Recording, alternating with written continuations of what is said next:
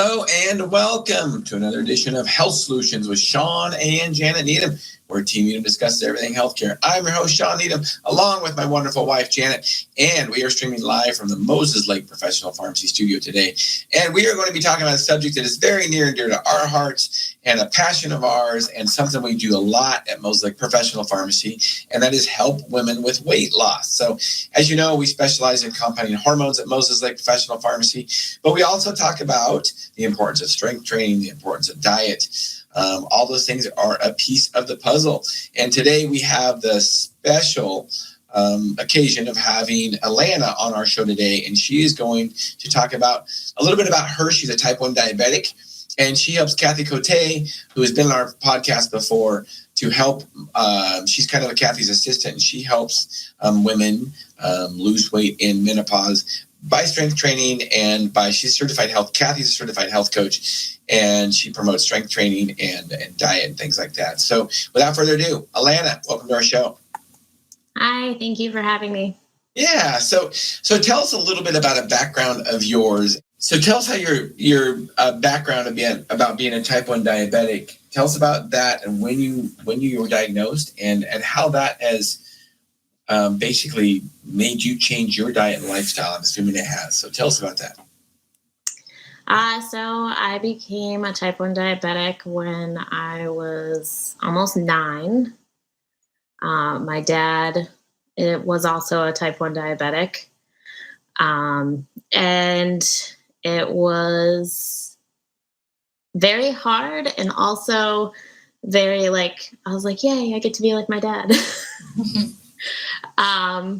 But I also didn't fully understand all the stuff that needed to be put into it. So it was a good 2 weeks in the hospital until my mom could learn everything.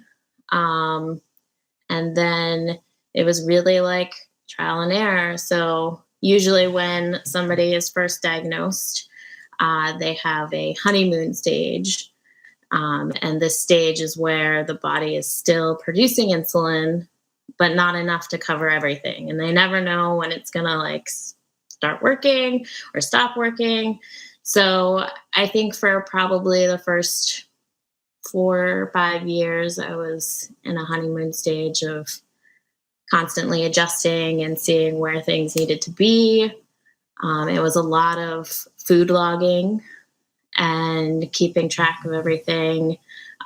Back when I was diagnosed, it was very adamant for someone to stay in the same carb range consistently every day so they could see the differences in blood sugars and what the insulin was doing. But then you also have a kid being a kid and wanting to run around and be normal. Right. I would say in my teen years, it was more difficult because I wasn't comfortable with my diagnosis. It was kind of embarrassing, especially when you bring out a syringe and insulin and kids are like, what are you doing? Right. So I would say it was definitely more rough in my teens, and I didn't take care of myself as well as I should have. I knew what to do, but fitting in was more important at the time. I think at that point, my highest A1C was probably in the 8s.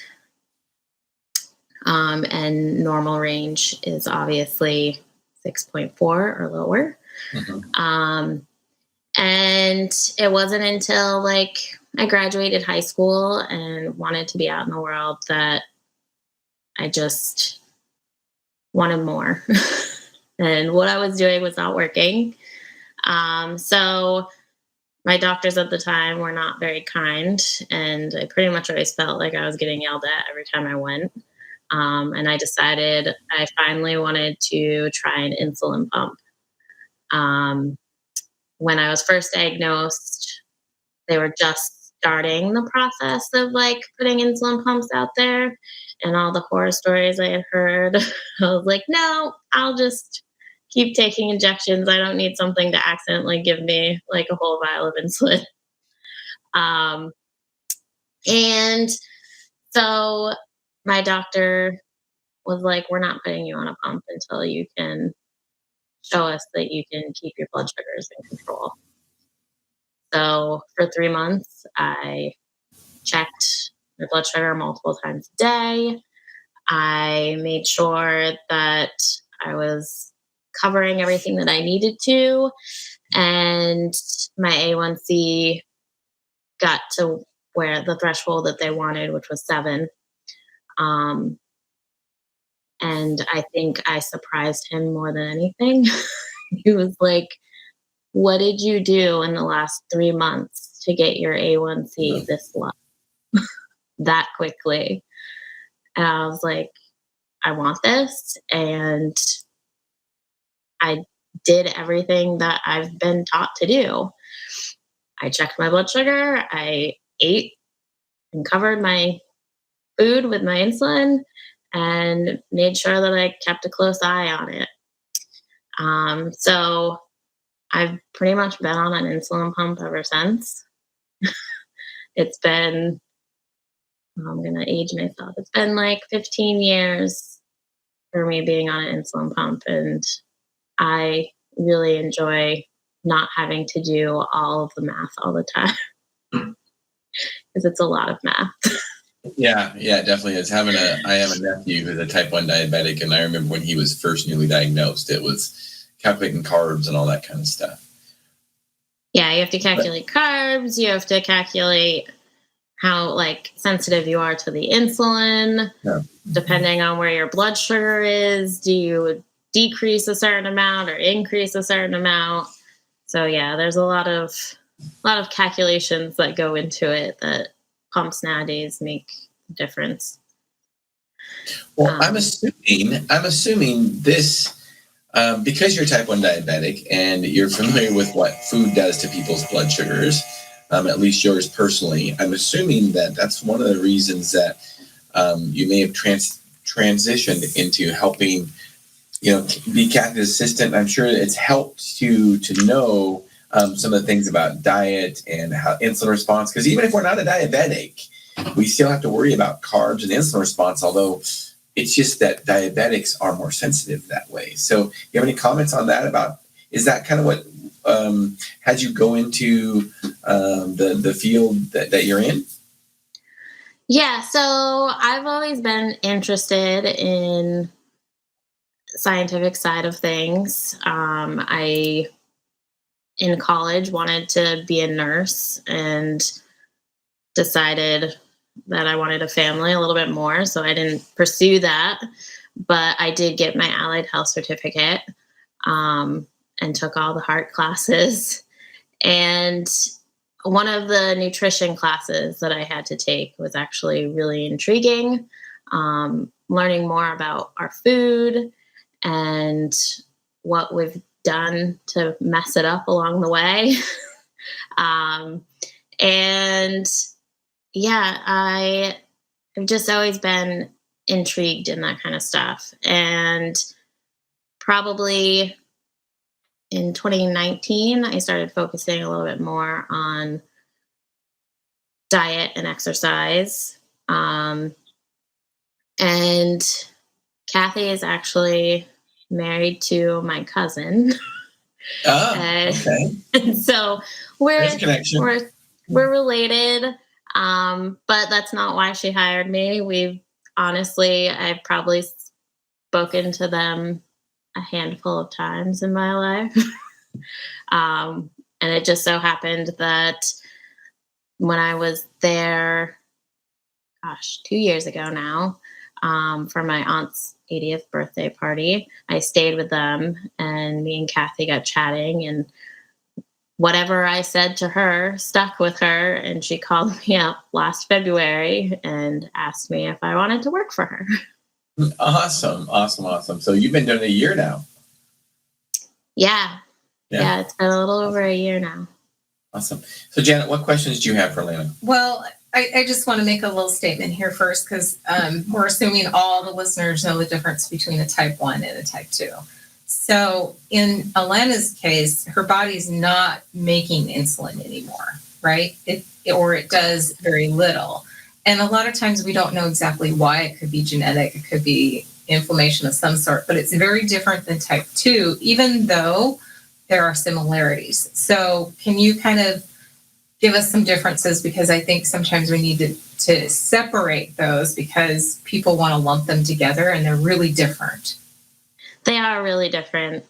So it is a theory, and a very good one from all of the type 1s that I've also talked to, is that there is a stressor on the body that happens to make somebody a type 1 diabetic. For me, I had strep throat 11 times.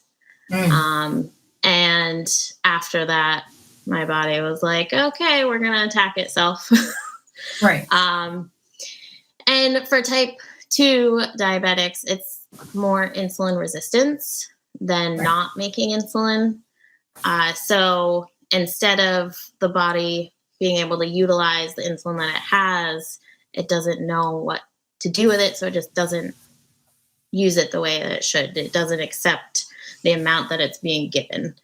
And the major difference is that just getting more exercise really helps insulin resistance. Right. And moving your body. A lot of people end up doing low carb for that reason. I've done low carb, and it really doesn't make that much of a difference to me. Honestly, I didn't like low carb because I didn't have as much energy. And I just didn't ever feel fully satisfied with what I was doing. It did make my blood sugars like easier to control. But yeah, type 2s definitely have it a little rougher, in the sense that they really got to work hard to get their body. I see what you're saying. I would argue that I think type 1s have it harder, because your disease, Alanna, is not reversible. Right. You're not going to magically It's start not reversible. Right. But And I'm you not have going to to have have it. nearly as many complications as somebody. But the good news is with type 2 diabetics is they can reverse it. And one of the ways to reverse type 2 diabetes is just don't eat carbohydrates, because it's totally different with insulin levels. One has high insulin, one has no insulin, but they both have high glucose. And one of the ways to lower your glucose, if you're type 2 diabetic, is just don't eat carbs. I think that would be better than having to inject insulin all day long and having to monitor your glucose. If you just change your diet and you say exercise, they can reverse their type 2 diabetes. Correct. But we still have the same issue, in the sense that our livers still do their job and give us that extra sugar spike. Yeah. Right. Absolutely. So there's definitely a lot of similarities. I've always felt like, yes, the type 1 diabetic seems to have it more rough, but the complications that come along with a type 2 diabetic are so much greater if you don't take care of it. I mean, they're pretty significant for us too. Yeah, right. As a person that takes care of herself, like, I know I'm not going to lose my foot because. Right. But you're forced to. You're forced to really early, because you can't produce the insulin. So your consequences were felt very suddenly and early on. Where I feel like a type 2, it's a very gradual thing over their life. By the time they're diagnosed, their activity and their habits have already formed, and that problem wasn't diagnosed for a very long time. So you were forced into that corner, and you had to address it much earlier. So the damage, I think, can be, on a different scale. But certainly I agree with you. There's similarities on how you have to approach and the outcomes of the consequences, blindness, losing limbs, things like that, are still there because it's too much sugar floating in the body. Yeah. Sure. Yeah, that's the main thing they have in common is that they have too much sugar floating in the body, but how it manifests itself is different. Right. So, Alanna, tell us how this has helped you to help women in menopause lose weight. I'm sure it has, because we already talked a little bit about, how important diet is. Yeah, so I'm more behind the scenes. I do a lot of the Facebook posts, and I chat with some of the ladies and everything. As for my experience, diet, nutrition is definitely key to a lot of people's issues, especially with weight loss. I've seen it myself. I watched myself fluctuate over the years, and I could never figure out why I would gain and then why I would lose. And it's been really educational to see Kathy's side of things, the way she coaches, how she became a coach, and all the stuff that she has learned along the way.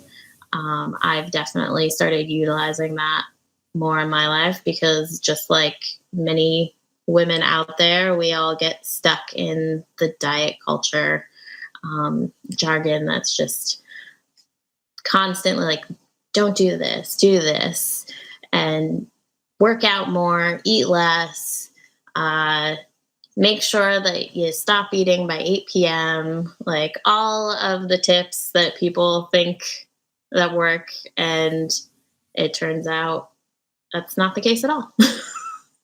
Well, and the good thing is that there's a lot of information out there, and it's pretty easily accessible, but it can be overwhelming. Right.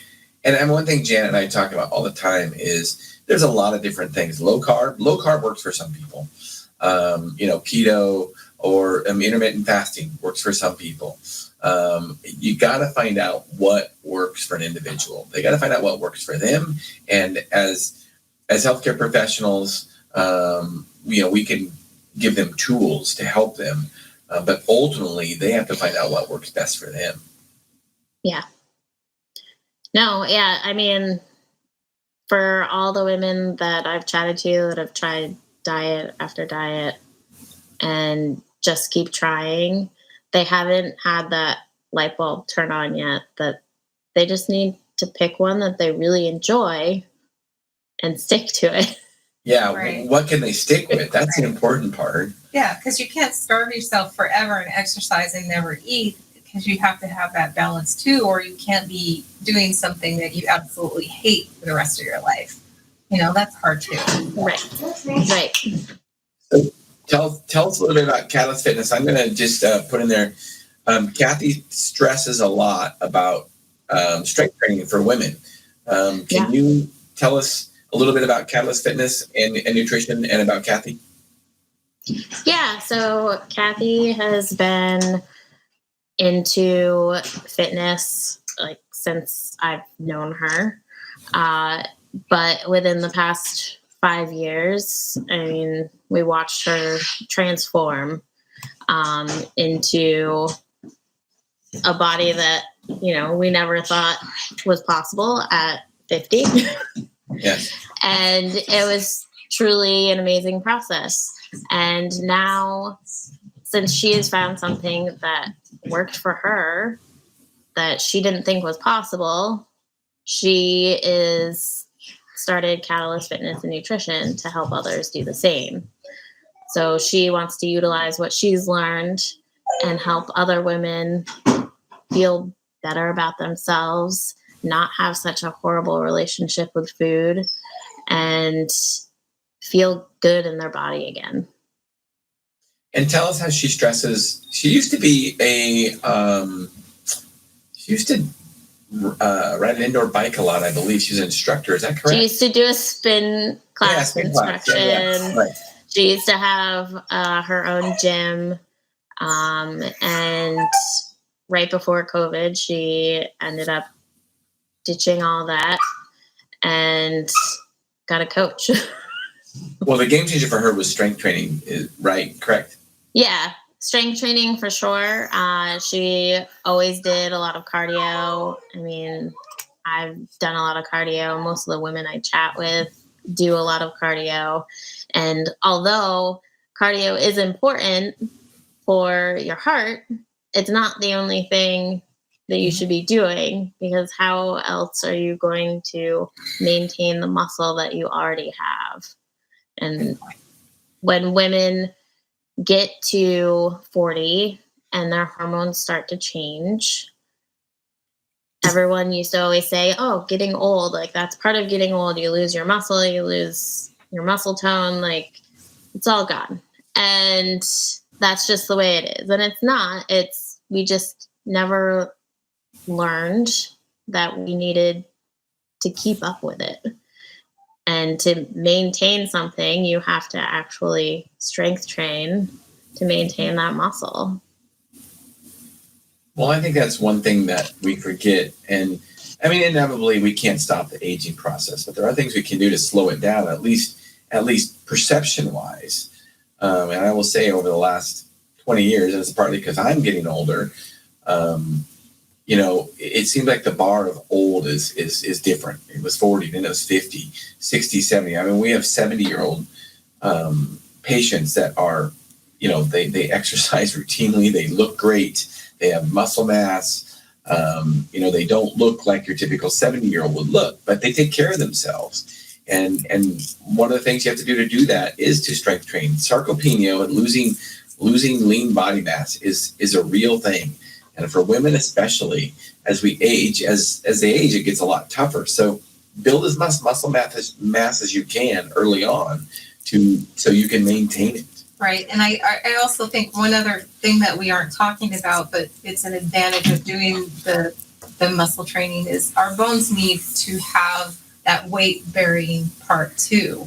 And when I think by the time we're 30, we have the most bone we're ever going to have, and then we start going on a decline. So osteoporosis is huge there. So even if you're afraid about having muscles, you ladies really need to make sure your bones are healthy too. And the only way you can do that is by using weights, because you have to have resistance in order for those bones to be rebuilding and be strong. Not the only way, but most cardio, spin bike will not build your bones. That's my point. Running will. You're not going to get it by certain exercises. Right. So weight bearing things must happen in order, because they're not static. They change over time. We replace and, we rebuild. And if we're not putting stress on it, it's not going to happen the way we need it to happen. Right. Exactly. Yeah, for sure. No, osteoporosis is a big one. It comes up a lot in conversation when I'm talking to ladies in the group, and you don't realize it until it's in your face. And all of the things that you should have been doing, they were like, why weren't you doing them? And well, no one told me. Right. And we can't talk about osteoporosis without talking about the importance of hormones. There's a lot of osteoporosis drugs out there, and every single one is indicated for postmenopausal women. Well, what do postmenopausal women lack? They lack hormones. So it's important to make sure your hormones are balanced so you can have strong bones and do strength training. Yeah. So, Alanna, as we wind this podcast up, what do you have a passion for? Honestly, my passion is for nutrition, and that's always been like a big focus in my life.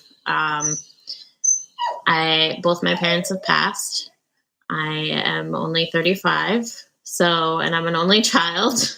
Wow. So I definitely think nutrition is high up there to having a long life.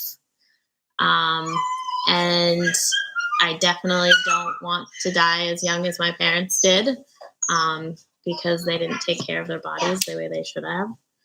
And nutrition is key. We get all the nutrients that we need are in foods.